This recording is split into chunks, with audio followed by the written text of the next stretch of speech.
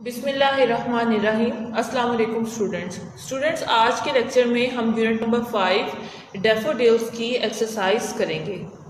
सबसे पहले page number 52 पर आइए। आपको ग्लोसरी गिवन है और जैसे मैंने आपको पहले भी बताया था, ग्लोसरी वर्ड्स मीनिंग है और ये आपको एमसीक्यूज में आते हैं। Fluttering, moving in the air, flying, ये दो मीनिंग्स हैं इसके। आपने दोनों को बहुत अच्छे तरीके से जुबानी याद करना है। ग्ली, जॉय और हैप्पीनेस, अगेन इसके भी दो मीनिंग्स हैं, दोनों को आपने अच्छी तरह से याद करना है। Host, in large number, jocund, happy, twinkle, shine with a light that keeps changing from bright to faint and from faint to bright, ये कंप्लीट मीनिंग है ट्विंकल का। Pensive, thoughtful, solitude, pleasant loneliness. Next देखिए page number 53 पर comprehension में part A, answer the following questions. आपको ये questions पूछे गए हैं जिनके आंसर्स आपके इंग्लिश के नोट्स पर गिवन है, वहां से आपने इनको जुबानी याद करना है। ये वाले क्वेश्चंस आपको सब्जेक्टिव पेपर में आते हैं और हर क्वेश्चन जो होता है वो 2 मार्क्स का होता है। नेक्स्ट देखिए पेज नंबर 54 पर फिगर्स ऑफ स्पीच। इसमें सबसे पहले हम पढ़ेंगे simile. A simile is a figure of speech in which like or as is used to make a comparison between two ideas that are basically dissimilar. बेटे एक बात का ध्यान रखिएगा, सिमिली क्या होती है? जब किसी दो चीज़ों को आपस में मिलाया जा रहा होता है, यानी वो दो चीज़ें जो होती हैं वो एक दूसरे से मुख्तलिफ होती हैं, लेकिन किसी एक क्वालिटी की वजह से जो उन दोनों का कंपैरिजन ड्रॉ होता है और उस कंपैरिजन में या तो लाइक का वर्ड यूज किया जाता है या एज का, यानी जब दो चीज़ों को कंपेयर करते हुए लाइक या एज में से कोई एक वर्ड यूज किया जाएगा तो आपने ध्यान रखना है कि वो कंपैरिजन क्या कहलाएगा? सिमिली। एग्जाम्पल्स देख लीजिए। Her eyes twinkled like stars. अब आईज और स्टार्स टोटली डिफरेंट चीजें हैं ना, ठीक है, लेकिन एक क्वालिटी जो है ट्विंकल्ड, वो इन दोनों का कंपैरिजन ड्रॉ कर रही है और इस कंपैरिजन को ड्रॉ करते हुए लाइक का वर्ड यूज किया गया है, यानी उसकी आंखों को किस चीज से तशबीह दी गई है? स्टार्स से, ठीक है, यानी उसकी आंखों का जो चमकना है वो कैसा है? जैसे सितारे। तो ये जो लाइक का वर्ड यूज किया गया है इस कंपैरिजन में, तो वो इस पूरे कंपैरिजन को क्या बना देता है? सिमिली। इसी तरह she was as busy as a bee. अब लड़की और शहद की मक्खी दोनों मुख्तलिफ चीजें हैं, ठीक है, बिल्कुल डिफरेंट ऑर्गेनिजम्स हैं, लेकिन लड़की की क्वालिटी बिजी जो वो है उसको कंपेयर किया गया है बी से, और बी से कंपेयर करते हुए एज का वर्ड यूज हुआ है, इसलिए ये कंपैरिजन जो होगा ये सिमिली कहलाएगी। नेक्स्ट देखिए metaphor. If we write a comparison between two things and omit the word like then we are using metaphor. अब अगर हम दो चीज़ों का कंपैरिजन करते हैं लेकिन उस कंपैरिजन को करते हुए हम ना तो लाइक का वर्ड यूज़ करते हैं और ना ही हम एज का वर्ड यूज़ करते हैं, तो ये कंपैरिजन क्या कहलाएगा? मेटाफर। अब एक बात आपने बहुत अच्छे तरीके से याद रखनी है कि जब दो चीज़ों को आपस में कंपेयर किया जाएगा और उस कंपैरिजन में लाइक या एज का वर्ड यूज किया जाएगा तो वो सिमिली है, लेकिन अगर दो चीज़ों को कंपेयर किया जाएगा और उस कंपैरिजन में लाइक और एज का वर्ड नहीं इस्तेमाल किया जाएगा तो वो क्या है? मेटाफर। एग्जाम्पल्स देख लीजिए। He proved a lion in the fight, his heart is red red rose. अब पहली एग्जाम्पल में एक लड़का और लॉइन दोनों डिफरेंट ऑर्गेनिजम्स हैं, ठीक है, ह्यूमन बीइंग है और एनिमल है, लेकिन उन्होंने इन दोनों को आपस में कंपेयर किया है और कंपेयर करते हुए लाइक या एज का वर्ड यूज नहीं किया, तो फिर ये कंपैरिजन क्या है? मेटाफर है। His heart is red red rose. अब दिल को किससे तशबीह दी गई है? गुलाब के फूल से, ठीक है, यानी जो हार्ट की रेडनेस है उसको रोज की रेडनेस से मिलाया गया है, लेकिन आपको पता है दिल और गुलाब जो हैं ये टोटली डिफरेंट चीज़ें हैं, और इस कंपैरिजन में लाइक या एज का वर्ड यूज़ नहीं हुआ है, इसलिए ये कंपैरिजन भी क्या है, मेटाफर। ठीक है, अब आपको याद रहेगा कि जिस कंपैरिजन में लाइक और एज होगा वो क्या होगा, सिमिली, और जिस कंपैरिजन में लाइक और एज नहीं होगा वो क्या होगा, मेटाफर। नेक्स्ट आए पर्सोनिफिकेशन पर। It is a figurative language technique where an object or idea is given human characteristics और क्वालिटीज। अब बेटे इसके वर्ड में ही इसकी एक्सप्लेनेशन छुपी हुई है। आपको पर्सोनिफिकेशन में एक वर्ड नजर आ रहा है पर्सन, ठीक है, इस पर्सन से आपने निशानी रखनी है और ये याद रखना है कि जब किसी बेजान चीज़ को या किसी ख्याल को किसी पर्सन की खूबी या खामी से मिलाया जाएगा तो फिर वो कंपैरिजन क्या होगा, वो कंपैरिजन पर्सोनिफिकेशन होगा। एग्जाम्पल्स देख लेते हैं। The candle flame danced in the dark. अब आप इधर से ये देखिए, कैंडल फ्लेम जो है ये ऑब्जेक्ट है, ठीक है, और ये तारीकी में झूम रहा है। तो बेटे झूमना किसकी क्वालिटी है, झूमना ह्यूमन बीइंग की क्वालिटी है, झूमना पर्सन की क्वालिटी है, ठीक है। तो एक ऑब्जेक्ट को एक पर्सन की क्वालिटी दी जा रही है, डांस्ड, तो फिर ये क्या है, ये पर्सोनिफिकेशन है। The sunflowers nodded in the wind. अब सनफ्लावर्स भी ऑब्जेक्ट हैं और सनफ्लावर्स के बारे में बताया जा रहा है कि जब हवा चलती है तो सनफ्लावर्स जो हैं वो हिलते हैं, अपना सर हिलाते हैं। तो बेटे एक बात ध्यान रखिएगा, ये दोनों काम कौन करता है, ह्यूमन बीइंग। ये दोनों काम कौन करता है, पर्सन। और जब किसी भी ऑब्जेक्ट या आइडिया को कोई ह्यूमन क्वालिटी दी जाए तो फिर वो क्या होती है, वो पर्सोनिफिकेशन होती है। जी आपकी imagery. Imagery is the construction of details used to create mental images in the mind of the reader through the visual sense as well as the senses of touch, smell, taste और sound. बेटे name से ही show हो रहा है imagery क्या है। Imagery basically ऐसी इमेजिनेशन है जो कि 5 सेंसेस के थ्रू होती है। जब आप किसी सीन को, किसी मंजर को, किसी जगह को सोचते हैं, देखी हुई चीज़ को या ना भी देखी हो, तो आप उसकी क्वालिटी सुनकर उसको सोचते हैं, तो वो आपकी विजुअल इमेजरी है, ठीक है। फिर जब आप किसी चीज़ की आवाज़ के बारे में खुद से इमेजिन करते हैं, वो आपकी ऑडिटरी इमेजरी है। फिर जब आप किसी चीज़ की स्मेल को इमेजिन करते हैं, वो आपकी स्मेल इमेजरी है।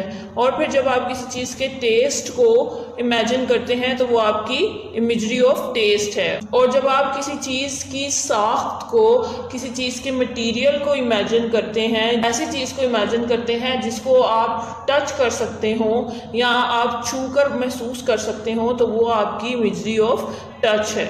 एग्जाम्पल्स देख लें। विजुअल में आपके पास huge trees in the thick and dark forest है, ऑडिटरी में द रस्लिंग ऑफ लीव्स है, स्मेल में सेंट ऑफ एप्पल्स है, टेस्ट में स्वीट एंड जूसी ऑरेंजेस है, टच में रग्ड एंड रफ पाथ है। अब आपको ये एमसीक्यूज में कैसे आते हैं, स्टेटमेंट दे सकते हैं कि huge trees in the thick and dark forest is an imagery. आगे वो आपको ऑप्शंस दे देंगे, विजुअल, ऑडिटरी, टेस्ट, टच, तो फिर आप उसमें से विजुअल का बबल जो है उसको फिल कर देंगे। इस तरह से ये आपको एमसीक्यूज की शेप में आता है। और आपने ये जो सिमिली, मेटाफर और पर्सोनिफिकेशन पढ़ी है, इसमें भी आपको कोई एक एग्जाम्पल लिख दी जाएगी और आपसे पूछ लिया जाएगा कि क्या ये सिमिली है, मेटाफर है, पर्सोनिफिकेशन है या इमेजरी है। नेक्स्ट देखिए, पेज नंबर 55 पर आपको एक एक्सरसाइज दी गई है जिसमें आपको डिफरेंट एग्जांपल्स मेंशन कर दी हैं। अब आपने बताना है कि क्या ये मेटाफर है, पर्सोनिफिकेशन है या सिमिली है। Here is a list of few similes, metaphors and personification. Can you identify them? Write S for simile, M for metaphor and P for personification. यानी ये ब्लॉक्स आपको दे दिए गए हैं। अब जो सिमिली होगी उसमें आपने एस लिख देना है, मेटाफर में एम लिख देना है और पर्सोनिफिकेशन में पी लिख देना है। Time is money. देखें, टाइम को मनी से तशबीह दी गई है, मनी से कंपेयर किया गया है, लेकिन इसमें लाइक और एज का वर्ड यूज़ नहीं किया गया, इसलिए ये मेटाफर है। As busy as a bee, इससे ही आपको पता चल गया है कि ये कंपैरिजन सिमिली है। The wind whispered the rumours of the forest. अब बेटे यहाँ से ये देखिए कि विंड जो है वो विस्परिंग नहीं करती। विस्परिंग क्वालिटी किसकी है? ह्यूमन बीइंग की, ठीक है, पर्सन की। ऑब्जेक्ट या आइडिया को किसी ह्यूमन ट्रेड, क्वालिटी या कैरेक्टरिस्टिक से कंपेयर किया जाता है तो वो क्या होती है? Personification. As gentle as a lamb, as से ही आपको पता चल गया कि लैम्ब से जो कंपैरिजन किया जा रहा है ये सिमिली है। The sorry engine wheezed its death cough. अब आप ये बात देखिए कि इंजन जो है वो कफ नहीं करता। कफ कौन करता है? Human being. तो ये क्या है? ये पर्सोनिफिकेशन है। द हार्ट ऑफ लॉयन, अब इसमें देखिए कि किसी के दिल को शेर से तशबीह दी जा रही है, यानी ये बताया जा रहा है कि वो इतना बहादुर है जैसे कि शेर हो। तो फिर ऐसा कंपैरिजन जहां पर एज और लाइक अ वर्ड यूज नहीं किया गया वो क्या है? Metaphor. The apple of my eye, again metaphor है। As cunning as a fox, simile. Brown grass was begging for water, grass जो है वो बेग नहीं करती। बेग कौन करता है? Human being. ये क्या है? पर्सोनिफिकेशन।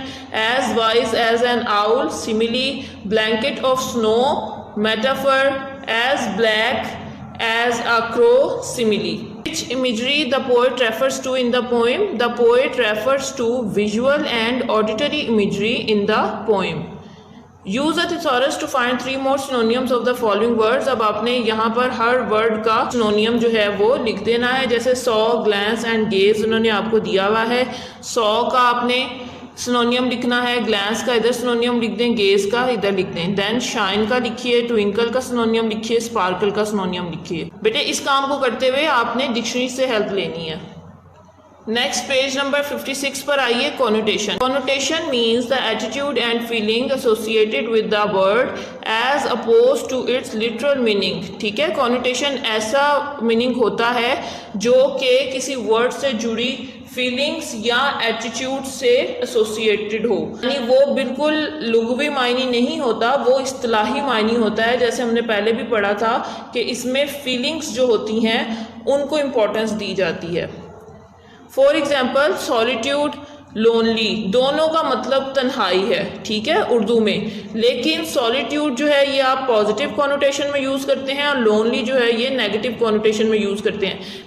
यानी जब आप सॉलिट्यूड का वर्ड तब यूज़ करेंगे जब आप तन्हाई को पॉजिटिव मीनिंग्स में यूज़ करेंगे, ठीक है, और लोनली का वर्ड आप तब यूज़ करेंगे जब आप तन्हाई को नेगेटिव मीनिंग्स में यूज़ करेंगे, नेगेटिव सेंस के साथ, नेगेटिव फीलिंग्स के साथ, ठीक है, और ये भी इसी तरह पॉजिटिव फीलिंग्स के साथ।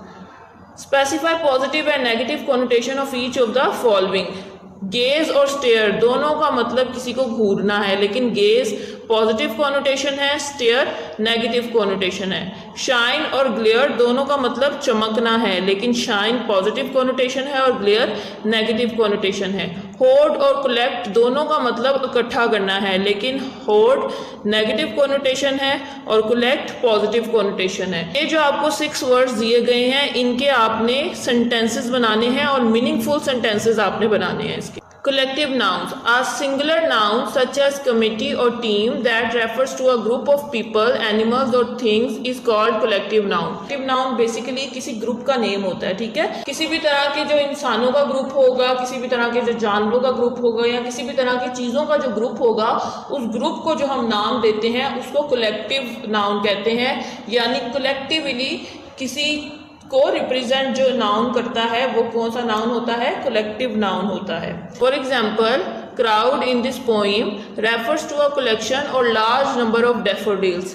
यानी मिसाल के तौर पे वो बता रहे हैं कि इस पोइम में जो वर्ड क्राउड यूज़ किया गया है ये कलेक्टिव नाउन है, ये वर्ड क्राउड। और ये क्राउड किस चीज़ को शो कर रहा है? बहुत बड़ी तादाद जो डैफोडिल्स की है उनके लिए उन्होंने क्या वर्ड यूज़ किया है? उस तादाद को बताने के लिए क्राउड, ठीक है। विच कलेक्टिव नाउन मीन्स, अब आपको उन्होंने डिफरेंट ग्रुप्स दे दिए गए हैं, अब आपने इन ग्रुप्स के नेम्स बताने हैं। यानी उन्होंने आपको डिफरेंट कलेक्शन दे दी गई हैं, कलेक्शन का नेम कौन होगा? कलेक्टिव नाउन होगा। कलेक्शन ऑफ शिप्स, शिप्स की जो कलेक्शन होती है यानी शिप्स का जो ग्रुप होता है इसको क्या कहते हैं? Fleet. A collection of cattle, cattle का जो ग्रुप होता है उस ग्रुप को क्या रिप्रेजेंट करता है? कौन सा collective noun? Heard. A collection of singers, singers की कलेक्शन को ट्रूप्स और बैंड, BAND बैंड दोनों रिप्रेजेंट करते हैं, ठीक है। यानी सिंगर्स की कलेक्शन के जो कलेक्टिव नाउन है वो दो हैं, या तो ट्रूप्स लिख दें या बैंड लिख दें। कलेक्शन ऑफ सोल्जर्स क्या है, battalion. Use the following propositions in sentences of your own, in words के सेंटेंसेस आपने खुद बनाने हैं, ये आपको प्रपोजिशंस दी गई हैं, आपने इनके फंक्शंस के अकॉर्डिंग इनके सेंटेंसेस बनाने हैं। Conjunctions, conjunctions join words and sentences, name में ही इसका मतलब छुपा है। जंक्शन क्या होती है, जोड़ना, ठीक है। दो चीजें जब आपस में मिलती हैं तो वो उस पॉइंट को हम क्या कहते हैं, जंक्शन। तो फिर कंजंक्शंस क्या होते हैं, ऐसे वर्ड्स होते हैं जो कि डिफरेंट वर्ड्स को और डिफरेंट सेंटेंसेस को आपस में ज्वाइन करते हैं। There are two kinds of conjunctions, conjunctions की टू काइंड्स हैं, कोऑर्डिनेटिंग कंजंक्शन, सबऑर्डिनेटिंग कंजंक्शन। अब कोऑर्डिनेटिंग कंजंक्शंस क्यों यूज होती हैं और सबऑर्डिनेटिंग कंजंक्शंस क्यों यूज होती हैं, ये हम इनके फंक्शंस में पढ़ लेते हैं। These conjunctions join sentences of equal rank, दो ऐसे सेंटेंसेस जो कि इक्वल होते हैं, ठीक है। यानी वो एक दूसरे पर डिपेंड नहीं करते, ऐसा नहीं होता कि एक इंडिपेंडेंट होता है और दूसरा डिपेंडेंट होता है, दोनों इंडिपेंडेंट होते हैं, ठीक है। तो ऐसे सेंटेंसेस जिनके रैंक इक्वल हो, उनको जो वर्ड जो कंजंक्शन ज्वाइन करती है वो क्या कहलाती है, कोऑर्डिनेटिंग कंजंक्शन, ठीक है। यानी कोऑर्डिनेटिंग से ही आप ये याद रखें कि इक्वालिटी पे बेस होती है। सबऑर्डिनेटिंग नेम में ही आ गया मतलब, यानी एक सेंटेंस जो है वो इंडिपेंडेंट होगा और एक डिपेंडेंट होगा। These conjunction join sentences one of which is dependent on the other, ये कंजंक्शन जो है ये ऐसे सेंटेंसेस को आपस में ज्वाइन करती है जिसमें एक सेंटेंस जो होता है वो इंडिपेंडेंट होता है और दूसरा डिपेंडेंट होता है, ठीक है। तो इक्वालिटी की बेसिस पर जो कंजंक्शन सेंटेंसेस को ज्वाइन करती है वो कोऑर्डिनेटिंग कंजंक्शन है, और ऐसी कंजंक्शन जो कि डिपेंडेंट और इंडिपेंडेंट सेंटेंसेस को आपस में ज्वाइन करती है वो सबऑर्डिनेटिंग कंजंक्शन है। कोऑर्डिनेटिंग कंजंक्शंस कौन कौन सी हैं, यानी जब आपने इक्वल रैंक के सेंटेंसेस ज्वाइन करने हैं तब आप कौन कौन सी कंजंक्शन यूज कर सकते हैं, but, or, nor, either, also, however, only, so, hence. और जब आपने डिपेंडेंट और इंडिपेंडेंट सेंटेंसेस को आपस में ज्वाइन करना है तो फिर आप कौन सी सबऑर्डिनेटिंग कंजंक्शंस यूज करेंगे, because, that, while, unless, as, when, since, if, though, ठीक है। अब हम इसकी एक्सरसाइज कर लेते हैं। Filling the blanks with appropriate conjunctions. ran fast, he missed the train। अब यहाँ पर देखिए दोनों इक्वल रैंक के सेंटेंसेस है ना, दोनों ही इंडिपेंडेंट सेंटेंसेस है या इंडिपेंडेंट क्लॉजेज हैं, ठीक है। तो फिर इन दो क्लॉजेज और सेंटेंसेस को कौन सी कंजंक्शन आपस में ज्वाइन कर सकती है, कोऑर्डिनेटिंग कंजंक्शन। और कोऑर्डिनेटिंग कंजंक्शन में बेस्ट सुटेबल कंजंक्शन कौन सी है, but. Wait dash I return, wait until I return. Work hard lest you should fail. I did not come because you did not invite me। अब यहाँ पर देखिए कि एक इंडिपेंडेंट क्लॉज है, एक डिपेंडेंट क्लॉज है, ठीक है। I did not come, मैं नहीं आया, you did not invite me, क्योंकि तुमने मुझे नहीं बुलाया, ठीक है। यानी उसका आना किस पे डिपेंडेंट था, इनवाइट करने पे। तो you did not invite me independent clause है और आई did not come dependent clause है। तो यहाँ पर बेस्ट सुटेबल सबऑर्डिनेटिंग कंजंक्शन क्या है, because. I did not come because you did not invite me. You will get a prize as you deserve it. Next देखिए बेटे पेज नंबर 58 पे, use of present and past participles. Participle, a participle is a verb form used as an adjective to modify nouns and pronounce.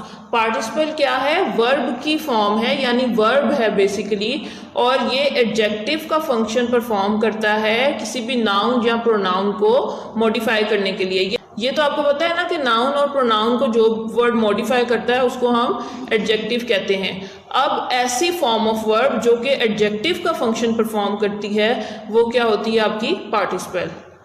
Present participles, all present participles and in ING। जितनी भी first form of verbs होती है ना उनके साथ जब आप ING लगा देते हैं तो फिर वो एडजेक्टिव का फंक्शन परफॉर्म करती हैं किसी भी नाउन और प्रोनाउन को मॉडिफाई करने के लिए। और ऐसी first form of verb with ING जो कि एडजेक्टिव का फंक्शन परफॉर्म करती है उसको हम कहते हैं present participle. For example, the laughing lady, the falling temperature, the singing remark.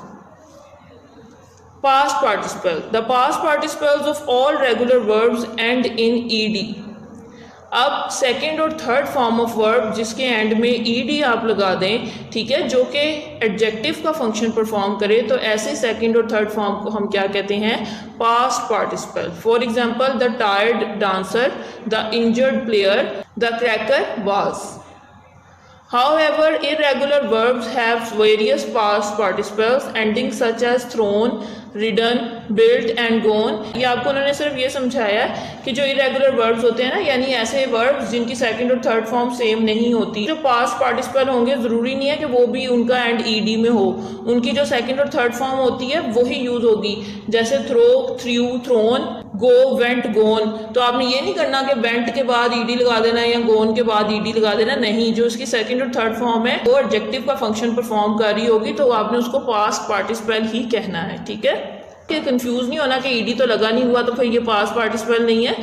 Basically बस ये बात याद रख लें कि जब first form of verb with ING adjective का फंक्शन परफॉर्म करती है तो वो प्रेजेंट पार्टिसिपल होती है, और जब सेकंड और थर्ड फॉर्म एडजेक्टिव का फंक्शन परफॉर्म करती हैं तो फिर वो पास्ट पार्टिसिपल होती हैं. Line the participles in the following sentences. अब आपको उन्होंने कुछ सेंटेंसेस दिए हुए हैं जिसमें से आपने पार्टिसिपल्स को अंडरलाइन करना है. He was so shocked after the accident that he could not speak. Shocked past participle है.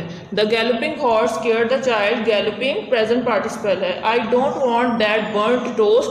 बर्न्ट पास्ट पार्टिसिपल है. Don't be frightened. That dog doesn't bite. इसमें फ्राइटेंड जो है ये आपका पास्ट पार्टिसिपल है. The lorry was carrying stolen goods. Stolen past participle है. Everybody was excited preparing the things for the trip. Preparing आपका present participle है. If the children are bored why don't you take them to the park. Bored आपका past participle है. Students, आज के lecture को आपने बहुत अच्छे तरीके से ज़ुबानी याद करना है. अपना ख्याल रखिएगा. अल्लाह हाफिज़.